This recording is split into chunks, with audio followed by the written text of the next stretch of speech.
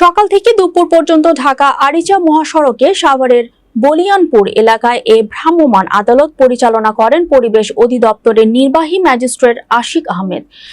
সাভার প্রতিনিধি মোহাম্মদ শাকিল শেখের পাঠানো তথ্যচিত্রে ডেস্ক রিপোর্ট।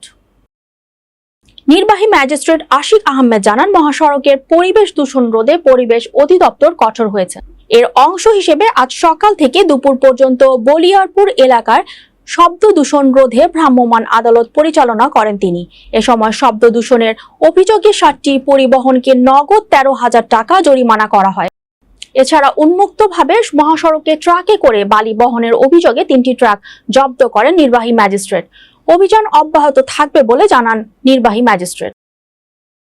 আজকে আমরা এখানে পরিবেশ অধিদপ্তর এবং আইন শৃঙ্খলা রক্ষাকারী বাহিনীর সমন্বিত একটা অভিযান পরিচালনা করেছি। এটা হচ্ছে আপনার শব্দ দূষণ নিয়ন্ত্রণ বিধিমালা 2006 আলোকে আমরা এখানে 7টা গাড়িকে জরিমানা করা হয়েছে 13,000 টাকা, এবং এছাড়াও বায়ু দূষণ নিয়ন্ত্রণ বিধিমালা 2022 আলোকে আমরা 3টা ট্রাককে জব্দ করেছি, যারা আপনার নির্মাণ সামগ্রী এবং যেমন বালি তাছাড়া উন্মুক্তভাবে পরিবহন করতেছিল।